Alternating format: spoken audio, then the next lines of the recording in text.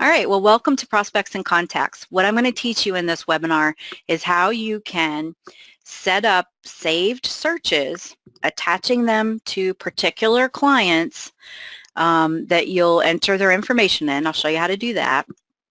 And you'll have these saved searches, and the system will automatically monitor listings and send them, if you wish, we'll email them to your clients, okay? And there's some preferences or some defaults and things that you can set as far as when your clients contacted and things like that. So we'll get into that. So this will be a huge helpful tool to you to keep in contact with folks. And you put them on Prospect, at least I would. I had so many people on Prospect.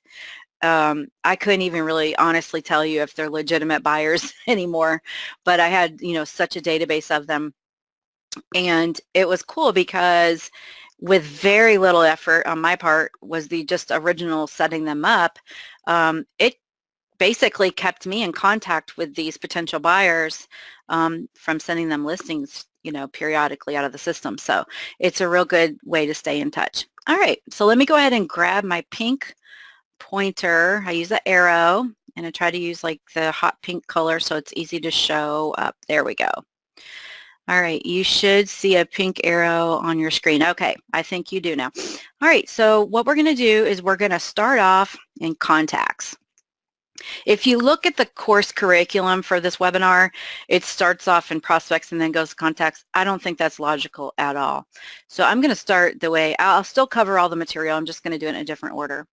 All right, we're going to start with contacts, and I'm going to click on the word contacts. When I do that, it does open up a submenu of contacts or prospects, okay? So we'll get into both of these eventually, but let's start here.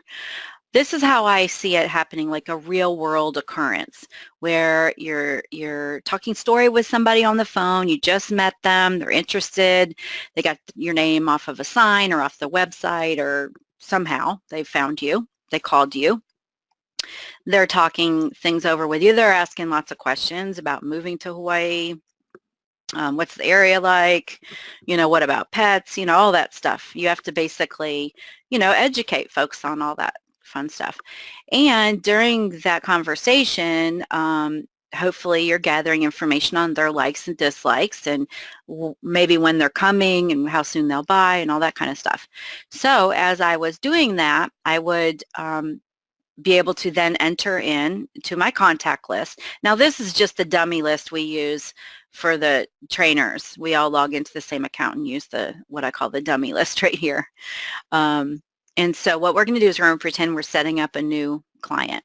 Now, if you are not going to be using this contact address book right here for your main contact, which I recommend that you don't use it. I think that it's good for what it's for for the purpose of doing the prospecting for you, but for keeping track of your clients and notes and deadlines and appointments and things like that, I much prefer something else, okay? And I'm not going to tell you which one's the best or anything. I always used Outlook, but I know there is real estate specific databases out there you can use. Some companies have their own, so those are going to be a lot more better suited to your needs for real estate. So by saying that, you don't have to enter all these fields. And if you're only going to use this system for contacting folks about listings, doing this automated prospecting for you, then all you need are the fields that are bolded here, which are 3 pieces of information.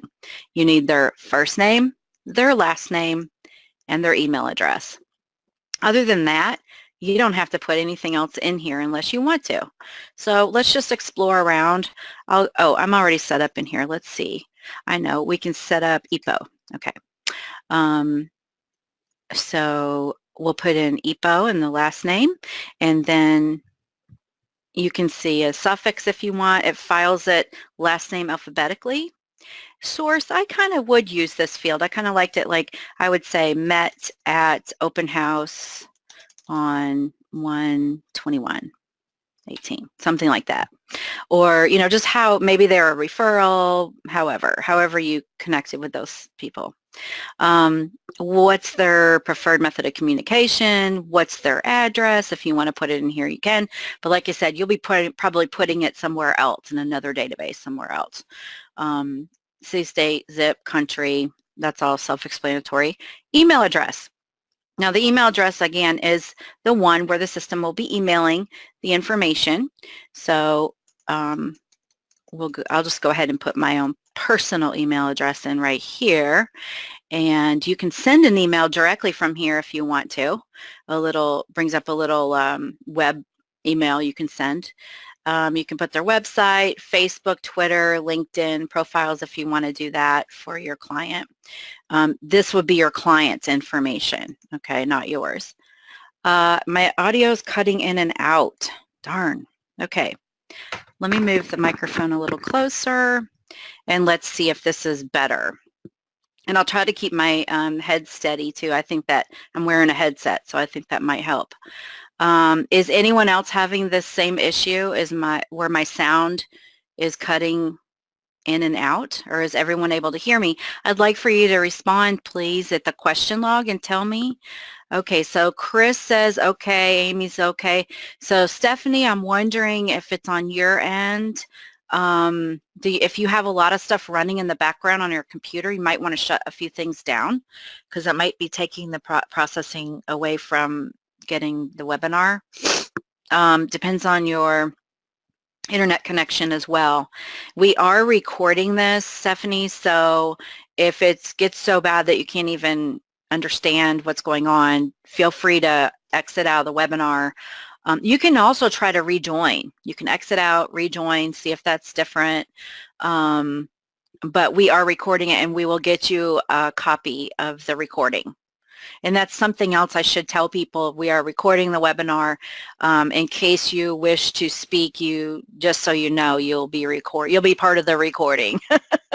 All right. Let's see. Let me get back to, thanks for all the responses, guys. I appreciate that. And I'm glad to hear that everybody else is okay. I hate to hear that Stephanie's having trouble, but hopefully you can work that out. All right. Phone. Yeah, it's kind of clunky how you add a phone number. You have to click this add new, and then you put the phone number in, and then you click add new if you want to put a different one in. All right, so that's how you add a phone number. To delete a phone number, you just hit the red X, and it'll delete it. All right, now there's some more tabs to be used. The personal tab, if you wish. Oh, good. You've dialed in. Great. Awesome. That's it must be something going on in your computer. Okay, good. I should have thought to recommend that. Okay, so under the personal tab, we have, nickname, spouse's name, dates to remember, interests. I don't use any of that stuff. However, I do like to use the notes because it'll give me like a little reference of when I started with them, what they were looking for, because people's requirements tend to change and shift as they learn more about the areas and maybe where they might seek employment, or if they're retired, where they want to land. Sometimes people have to come to the Big Island, really look around all the areas and decide which side of the island, how that stuff goes. So from here, I like to just keep a little bit of a note log. So January 23rd, set up for vacant land search. Wants to build. Now, a lot of people come here and want to build, right? Oh, I've built homes all my life. I'm a builder. And then they come to Hawaii, right?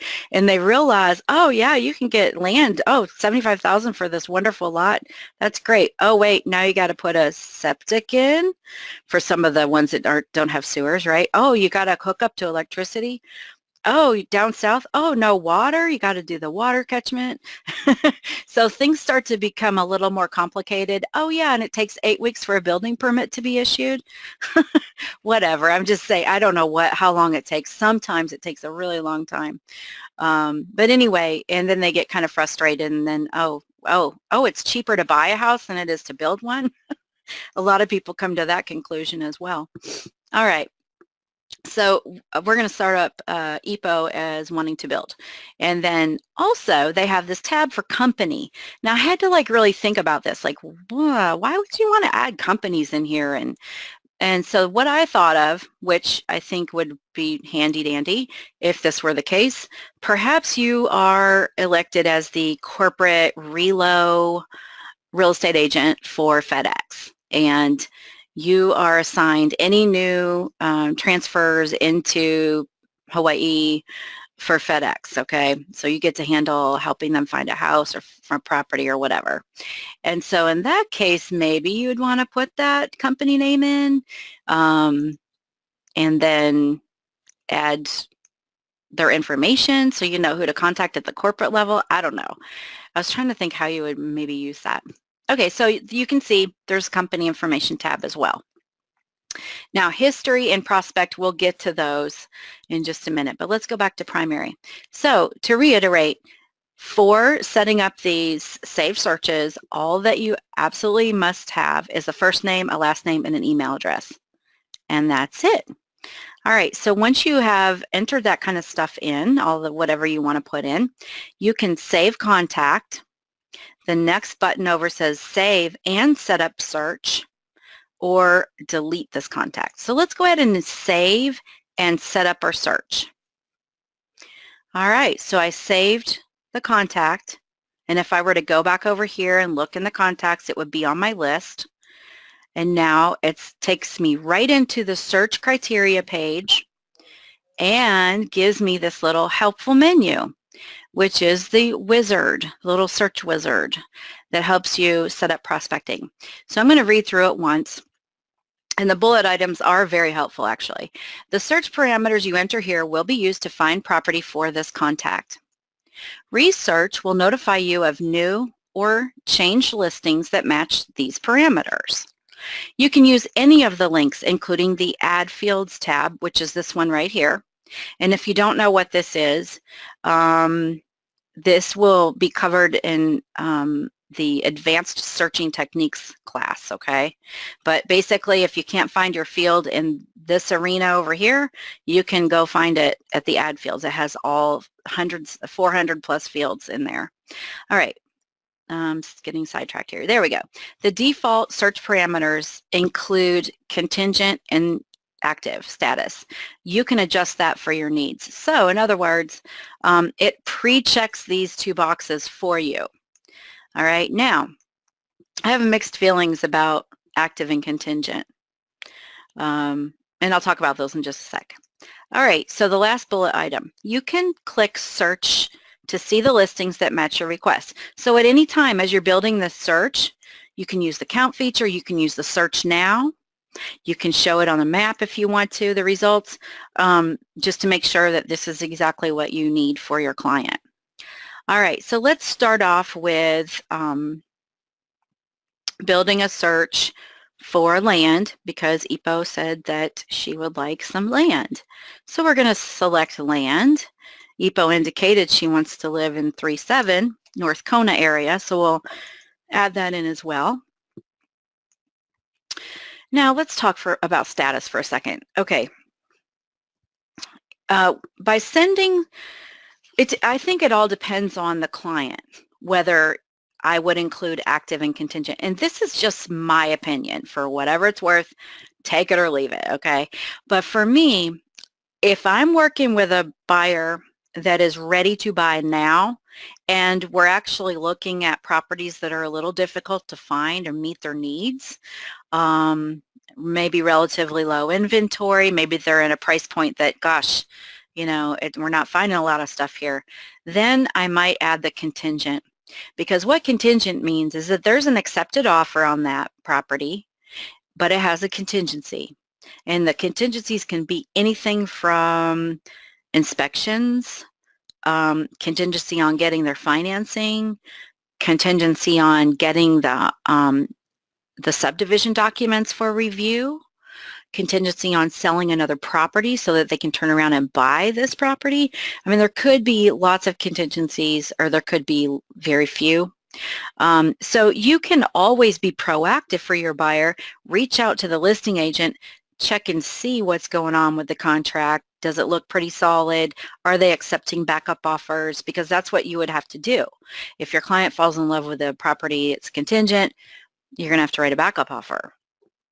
So you want to make sure that all those things are in place probably before you send contingent listings, because inevitably, right, somebody sees a contingent listing, they fall in love with it, like, that is the perfect property, I want that property, I want that property, and they realize somebody else already has it under contract. Chances are they're not going to get it. We could try with a backup. I mean, it's worth the motions, going through the motions, but people tend to always want something they can't have, just from my experience. So I usually deselect that one right away. But like I said, it all depends on the circumstances. It depends on the buyer.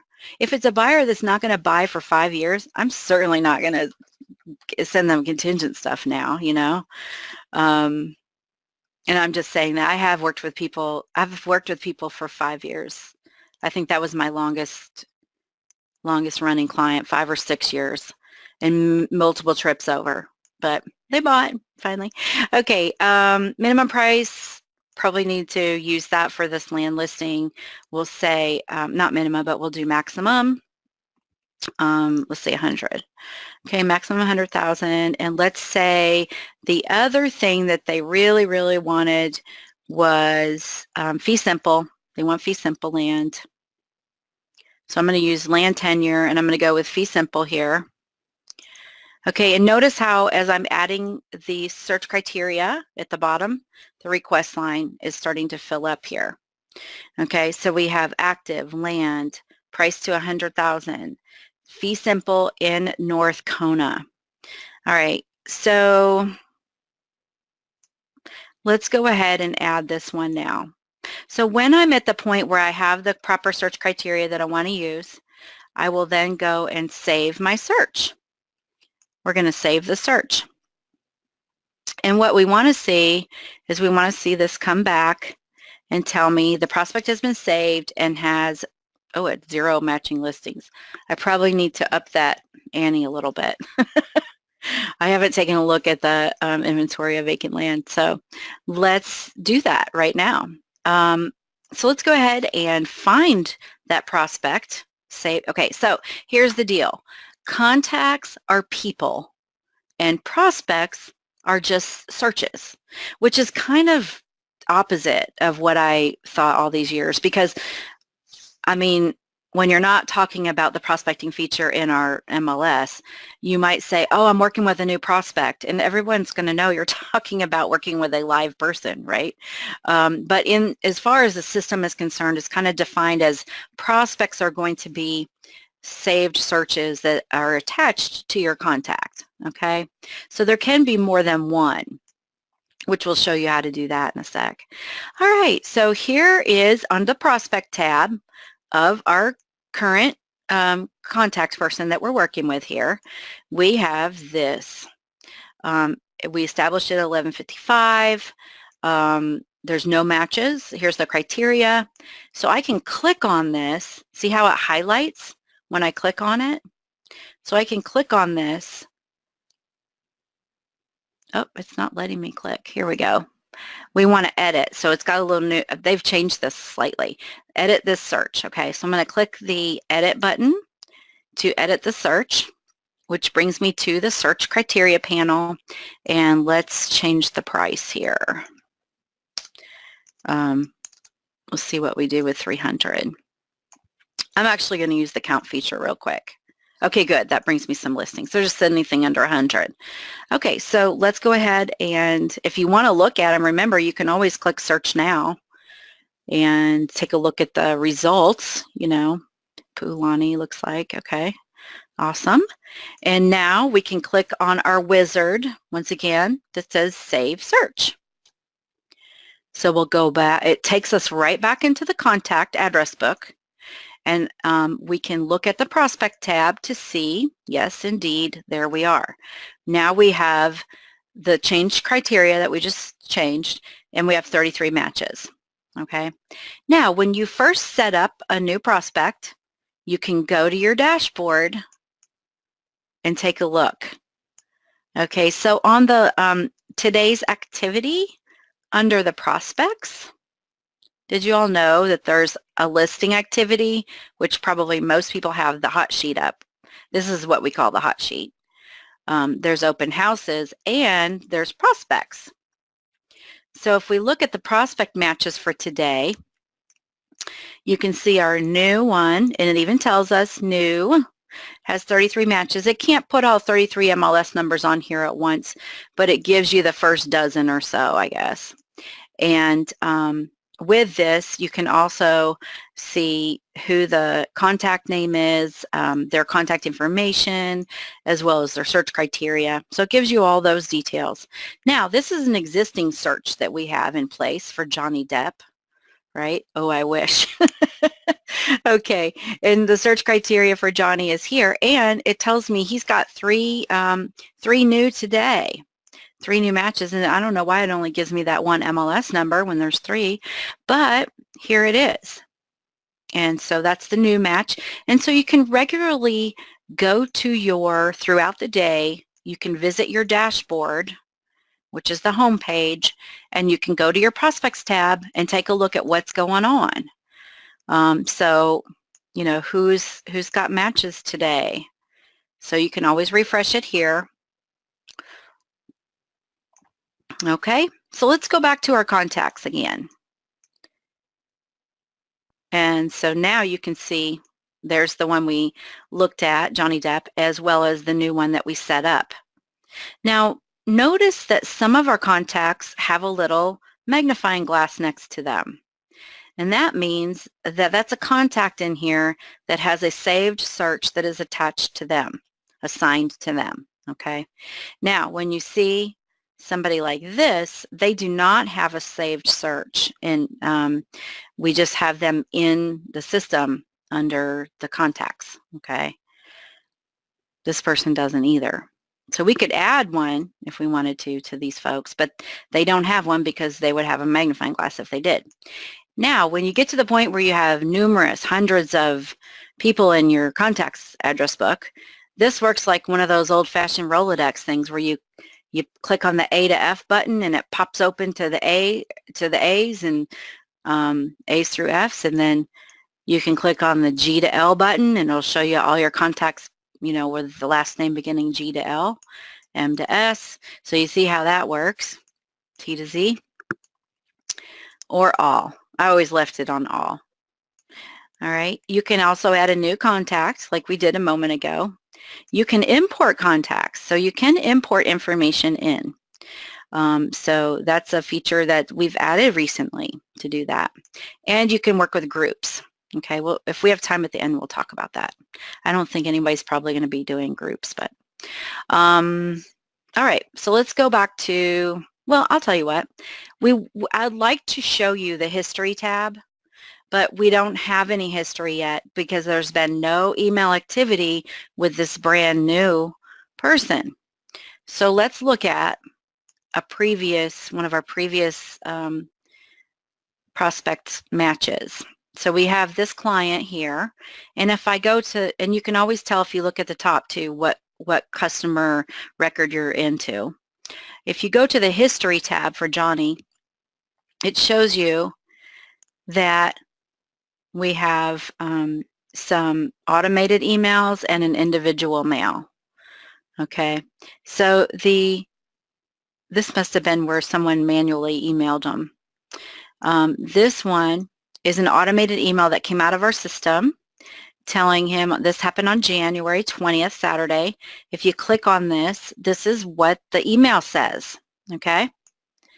And so you can take a look at the email from here. Okay, so Stephanie has asked an excellent question. Does the history tab only show emails that were sent from HIS to that address? Yes.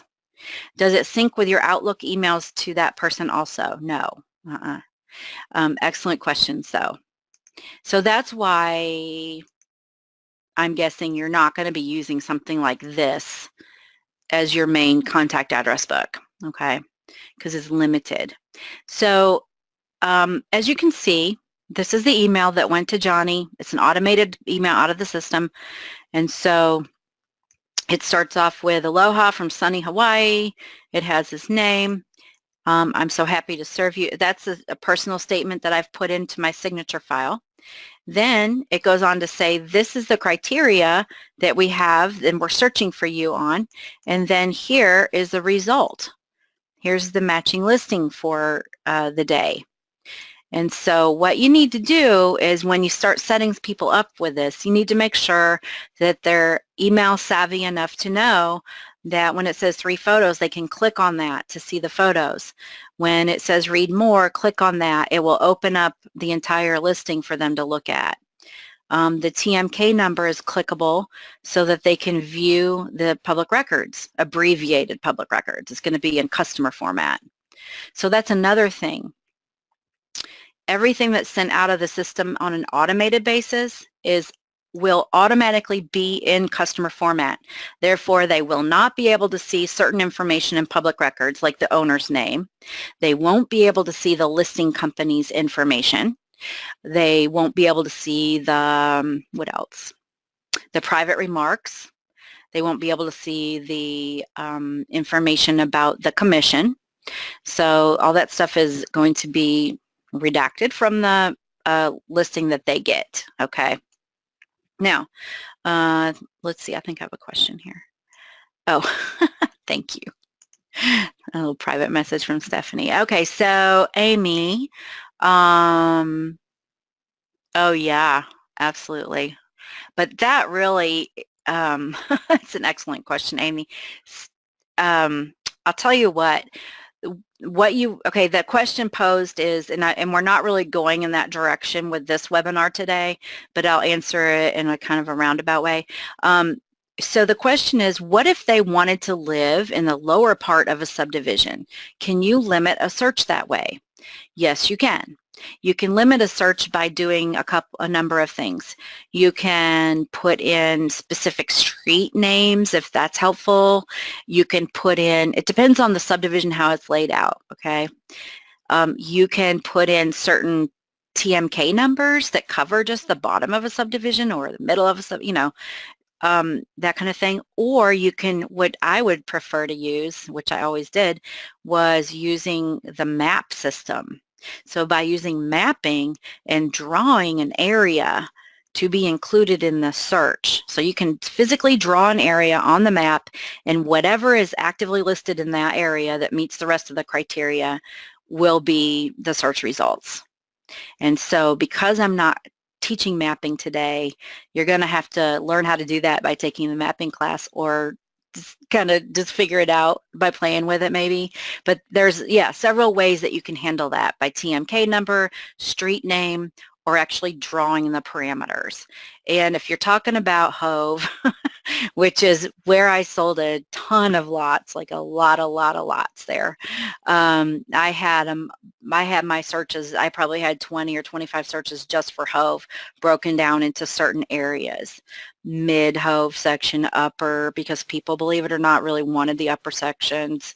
Ones that people wanted properties that actually touched along the edge of the subdivision, so that they could have the backyard being their, like the park system, you know, the national park, or on the other side it's a county park, or excuse me, a state park reserve. So yeah, there's many different ways to achieve that. Okay, so there's the one listing. And then when there's more than one, you can see this particular day had multiple matches. And so when I click on that, it'll come back and show me here the multiple matches for the day, okay? Now, a couple things to notate, to take note of. At the bottom of every email that goes out of our system, this information is contained. If you no longer want to receive these emails about listings that match your requirements, please email me at, and it puts your email address in there based upon whatever you have in your profile, or call me at, and it plugs your phone number in there, or click here to opt out. So sometimes people opt out just by clicking here. They don't notify you, they don't call you, they just opt out. okay? What if your customer or client did not receive this email that day? Things happen, they didn't get it, they told you that, somehow or another you find out they didn't get it, you can resend it. You can just click on the resend button. We're going to talk about how to get your signature file in here in just a little bit. So we'll come back and talk about that. Okay, so we know what the history tab is, and you can see we've been keeping a history on Johnny for, when did I set him up? October of last year. Okay, so from October 16th, that's when we first set him up, I think, and now he's getting these automated emails. All right.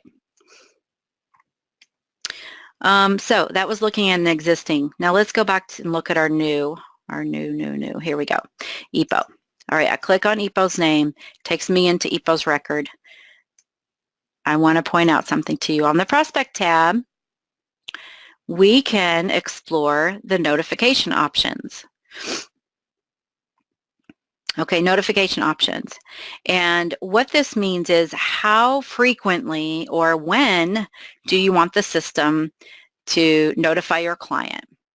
Now, if you're going to be placing really vague searches in place, because sometimes that's what it takes at first because they don't know. So you're going to have like a vague search that could end up getting, like 30 results a day because it's, not very confined of a search yet, because you work on that. That's something you work on with them. But in that case, they might not want to get email immediately, because that means every time a new listing comes on, and say you're going to get 20 matches today, and every time a new listing comes on, boom, the system sends an email out every single new listing that matches, okay, for today. So I use that strategy if I have a buyer that's really looking like, and they're having a heck of a time finding anything, I want them to get that email immediately. Like they're ready to buy, inventory short, let's get them the information ASAP so that we can act on it, okay? So that is what I reserve for those kinds of clients. Other than that, I go with the by email at, and so perhaps you only want one email a day to go to your client. EPO's going to get one email, and it's going to contain all of the matching listings for today. So if I pick, let's say we pick 8 p.m., okay? So 8 p.m., the system's going to send an email that contains all of the matching listings for today. What if I pick also, what if I start off with 8 a.m. and 8 p.m.? So twice a day, that tells me that anything that is put on the market after 8 p.m. today will roll around and go out to EPO at the 8 a.m. email tomorrow. So then anything that posts or hits the MLS today between 8 a.m. and 8 p.m. will be delivered to EPO at 8 p.m. tonight. So you see how that works? So you can do either 1 or 2 times a day, or you could not do any of that and just send EPO's email to me, okay? Send it to me. And that way I can preview it and see if it's worthy of sending out. Like, because sometimes you can actually, preview listings. Say you're working with somebody very particular, looking for a very particular property, and you've learned that they don't like certain things. They don't like open stairways. They don't like, whatever their hang up is or whatever. You know what it is, and you can then preview listings and don't even send them stuff that they're not going to want. That's like really taking good care of your client. If you have the time to do so, that's the best, highest quality of information you can send, is stuff that's been handpicked through. But again, when your list grows and you get busy and you start having listings and showings, etc., you may not have time to do that with everyone. So, it's up to you. You can handle every client differently. Clients tend to go from A leads to B leads to C leads, back up to B leads, back up to A, it fluctuates. So you just work your system with your client the best that you want to. All right, now how do these notifications get established to begin with? Because we didn't have to set up a notification when we put in a prospect for EPO, right? So I'm going to cancel this. Let me show you where that comes from. Over here on the left-hand side on the navigation panel, you can click on settings, and under your settings, there's a link that says prospect notifications. So this can be a little bit confusing. So I always have to read it aloud. Even when it's just me, I'm doing it for myself, I have to read it aloud. So, so this is setting up the defaults, okay, for these occurrences. Now, as you just were shown, under each individual client's record, you can then go in and tailor it to their needs. But this is just the default. So whenever you set up a brand new prospect, it's always going to set them up like this, which is going to be, okay, first of all, let's read this. Let's read this. It says, notify me. Okay, so this is you, the agent, getting emails. So notify me when a new prospect matches one of my listings, okay? So now we're talking about your listings. We're not talking about your buyers anymore. We've switched over to where you're working for your sellers. Perhaps one of your buyers would want one of your listings. That'd be great. But for the most part, you're working here for your seller. So when someone else, another subscriber to the MLS, puts a prospect in and saves it, and boom, it matches your listing, what do you want to happen? You can get an email immediately. You can get an email once or twice a day. You can actually put it in customer format if you want, or have it come to you in customer format. You can say never, I don't want to know about those.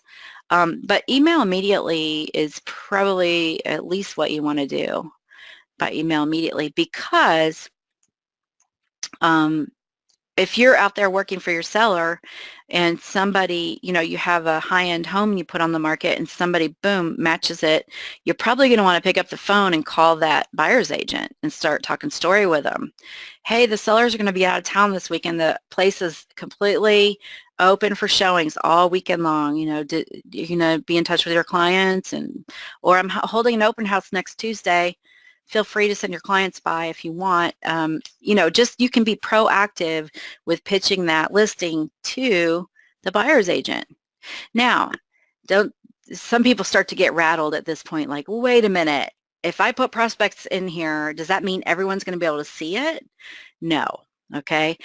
The only thing that they're going to be able to see is that you are the person, the subscriber, the agent, that has a prospect for their listing. It's not going to tell them your prospect's name. It's not even going to tell them your prospect's criteria, okay? Because that could be bad in negotiations, So it's not going to tell you any of that. It's only going to give you an email saying, John Doe agent has a prospect number 4532 matching your listing on Elite eDrive, okay? That's what it's going to say, something like that, okay? All right, so that's the first notify. The second notify to take a look at here is, again, they're talking about notifying me. Okay, notify me when a new listing matches one of my prospects. Okay, now we're back in the groove of talking about buyers. So do you want to be notified as well? Down here is we're going to set the default for your prospects, but what about you? Do you want to get an email immediately, or maybe only once or twice a day? That's probably more realistic, once or twice a day, okay? And you can get it sent to you in customer format if you want. I think that option is there so that you can turn around, like if you're on the fly, you get the email, you're on your phone, you're looking at your email, you can just forward it from there if it's in customer format already. So that's probably why we have that option for you. And then finally, notify my prospect. Okay, this is the buyer that we just put in EPO. So when we first put EPO in, it would say by email immediately. I can change this for default for everybody. Everybody new, not everybody existing, but everybody new that I put in.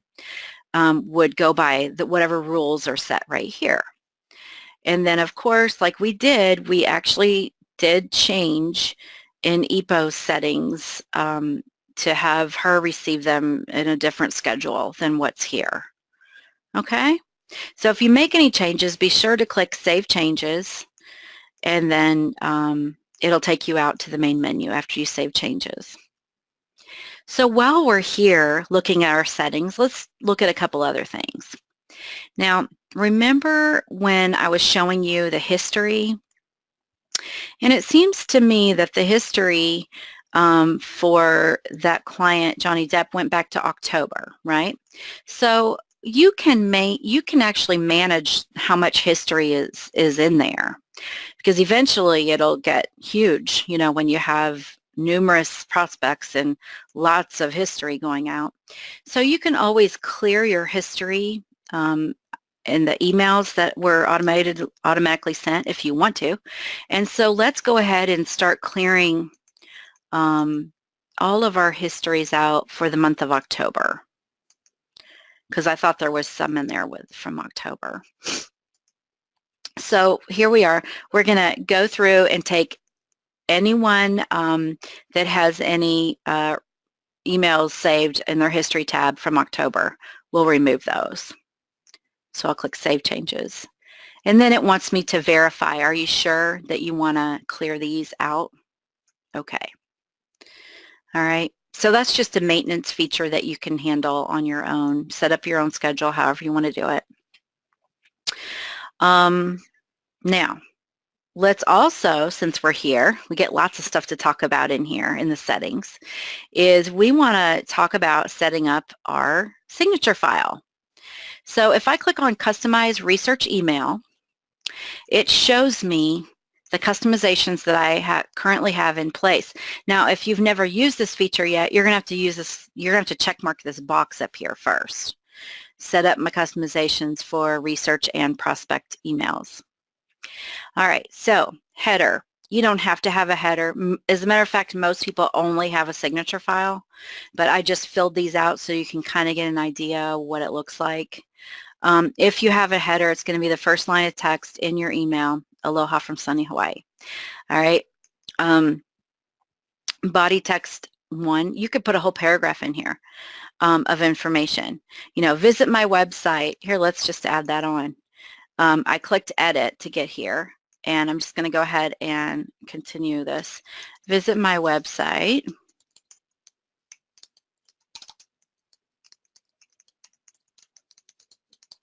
For further information about some of these neighborhoods and places of interest.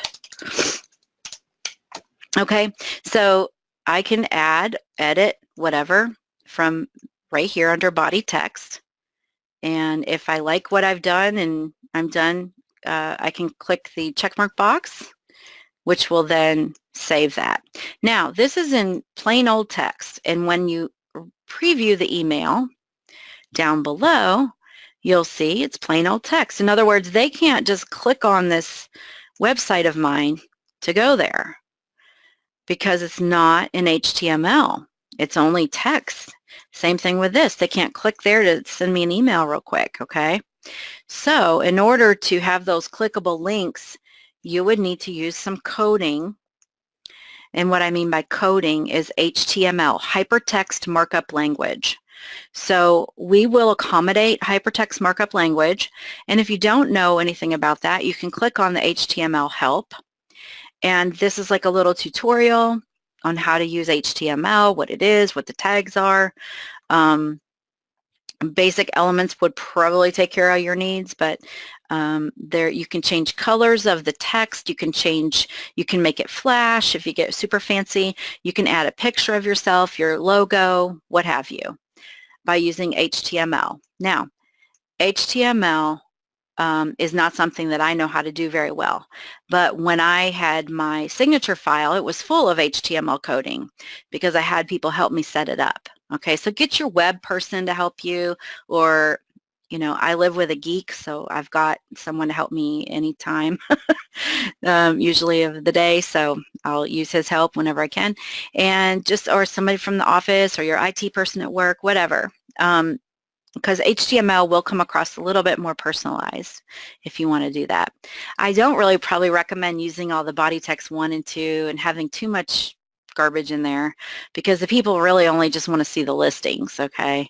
And I'm just preventing them from finding them by burying them in all this text. But anyways, the listings would go here, okay? So if you made any changes, you want to go ahead and click Save Changes, and that will save. All right. So again, that's customizing your email. Is there anything else we need to look at? I'm just kind of viewing this real quick. Okay, I think we've got everything. We've covered everything in the settings that we need to talk about. So let's go back to contacts. All right, and let's see if that actually cleared out. Now, I'm not sure how long it takes once I put the command in to erase the October stuff. So let's go to history and see if it's down there, just out of curiosity. There's one still in here. How odd. Okay.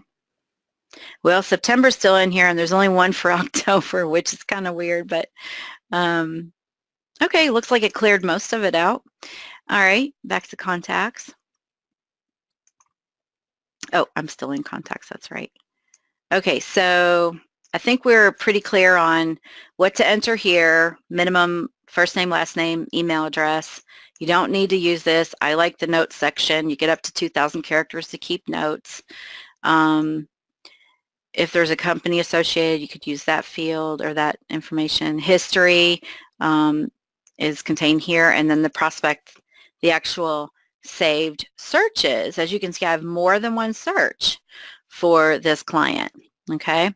So what if the client calls up and says, you know, I'm glad you're sending me those really inexpensive listings in Hove, but I'm probably not going to buy anything that cheap because I don't like what I'm seeing. So you can get rid of the real low end stuff and just send me the 7,000 to 10,000. That's low end too. But so if that was your request, right, and you can go right here and take a look. Yep, here's the particular search that Johnny doesn't want me to send anymore.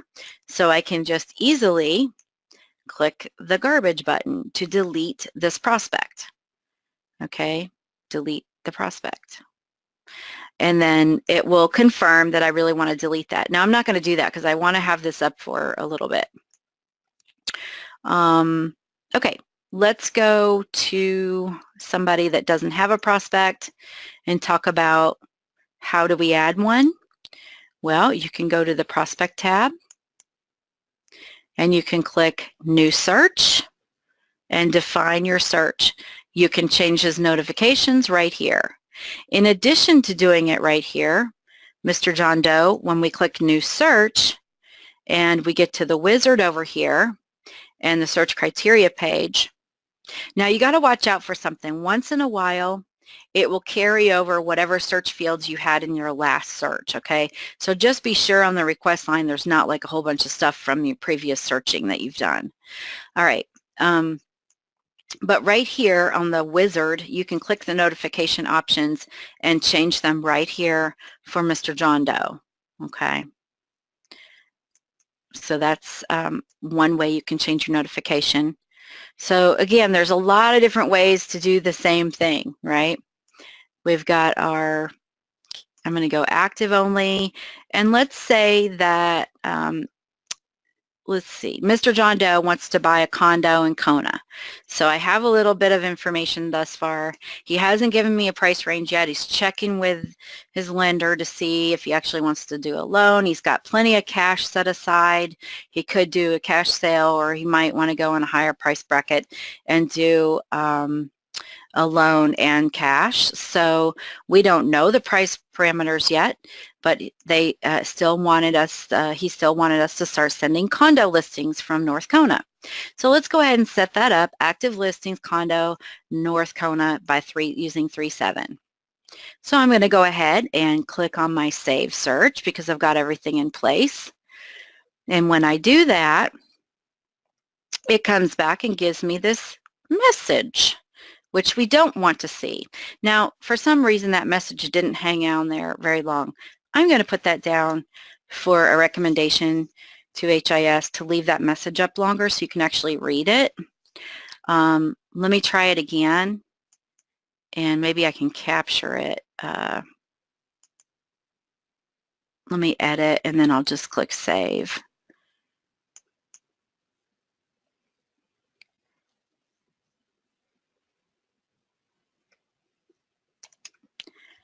Okay, so it went away already, but let me see if I can plug that up for us to take a look at. Just give me a sec here. Basically, it's telling me my search criteria is too broad. Here we go.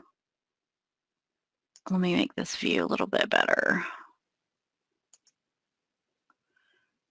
Okay.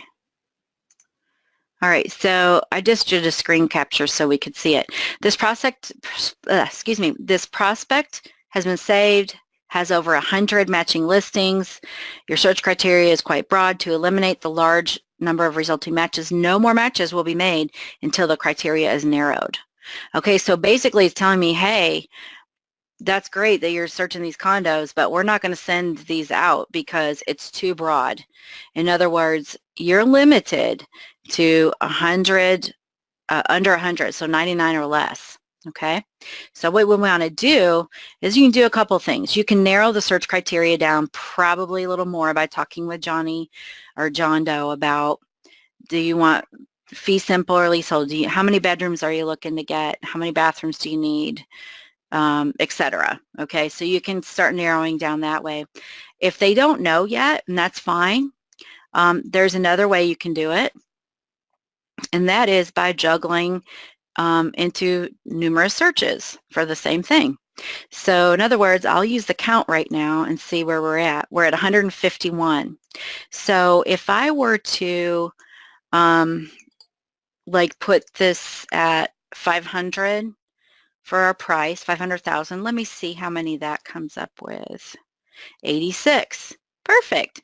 So what we're going to do is we're going to create two searches for Mr. Doe. We're going to create the one that has a max no more than 500,000. Okay, so let's go ahead and save this one.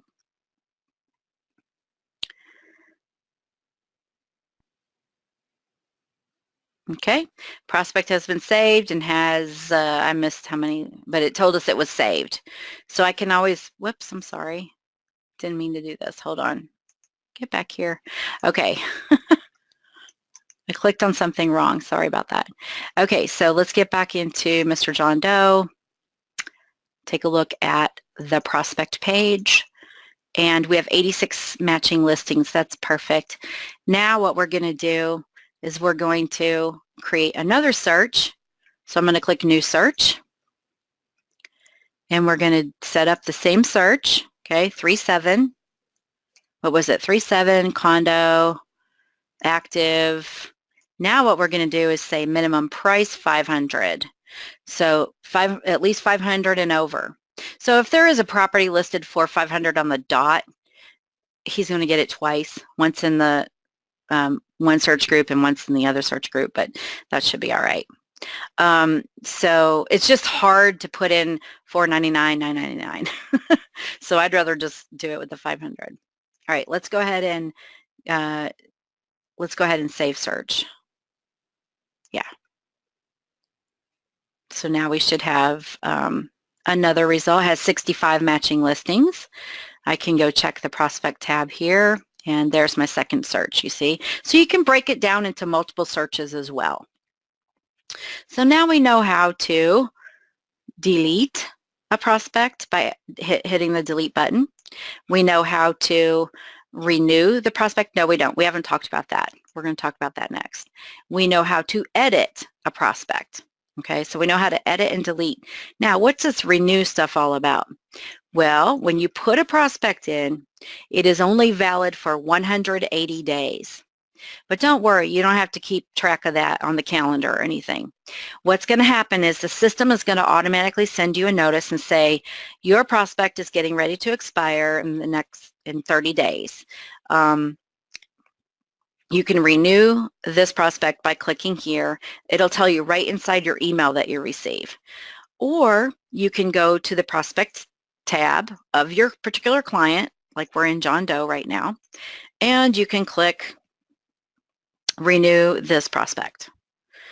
Okay, so there's some color coding here with some exclamation points.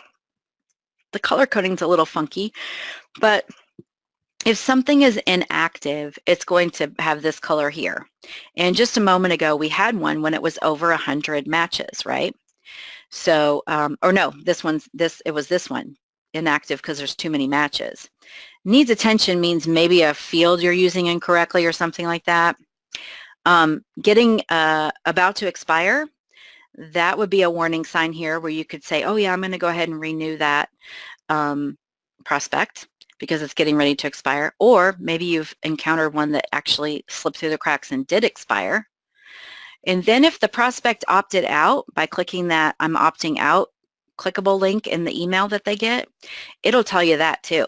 And you'll get an email notification from the system telling you John Doe opted out of your prospect emails.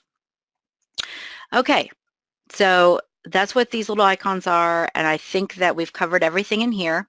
Now I want to take you over real quick to what's called the list of prospects.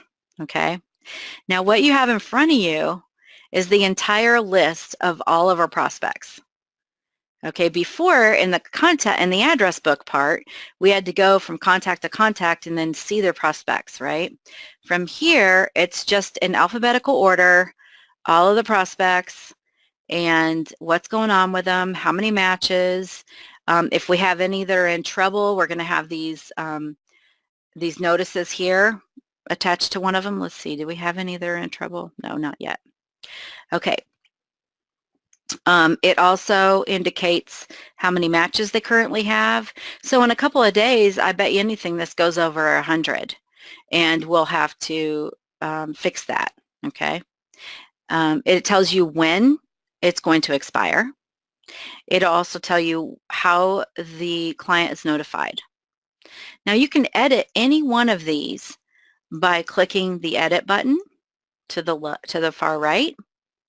And you can edit by either adding a brand new search to Johnny Depp. You can edit this contact. So that means you're going to go into his contact information and edit his phone number, his email address, whatever. Edit the notification schedule. Edit the search criteria. Or you can renew from this link or delete. So you can do everything you basically need to do right here from the prospect list. And each individual search comes with its own edit menu, right? Now, to renew all, that's something you can do. You can click renew all, and anything that's within 30 days of expiring will get renewed. So I'll click the renew all button, and I don't know if it changed any of mine because I don't know if they're getting ready to expire. Yeah, okay, so it does come back and say prospects have been renewed for another 180 days. Voila. Oh, and it's telling me something's going on here. Johnny Depp just went over, okay? So in other words, somebody put some listings on or a price changed or something, and now this prospect is over, and boy, does it tell you, right? It's in black. It's like urgent. Deal with this right away. So let's take a look at what it looks like when we see that in our contacts. I was hoping that was going to happen, actually. Okay, great. Now we get this little exclamation point next to Johnny's name. If we look in Johnny's account and we look over here in the prospect tab, once again, we get our little status notification there. But most blatantly, it's in your face when you go to the prospects list because it's like black, you know, problem. So I'm going to leave that there for future classes of the prospect class because it's hard sometimes to find an example. All right, so let's see.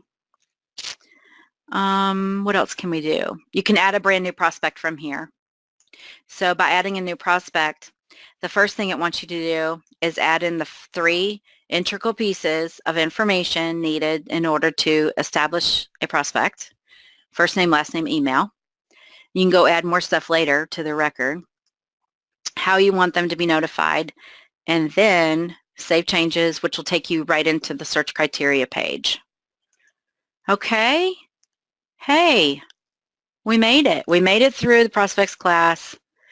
I'm opening the floor up for any questions. Now you can see we've got a lot more notifications to look at on our hot sheet. Okay, so this is just the hot sheet area. And instead of looking at listing activity, I'm flipping on over to take a look at my prospect activity for today. So you can monitor this throughout the day. Anytime something's happened in the last 15, 20 minutes, I think, it'll say new. Okay, so you can know there's something new activity happening here. Yeah. So I am going to go ahead and open the floor up. First of all, I'd like to shout out mahalo to everyone for attending. Thank you for attending my webinar. Hope you learned something. Get right out there and start prospecting. I'm going to hang on here for any questions. I'll be here for just a minute.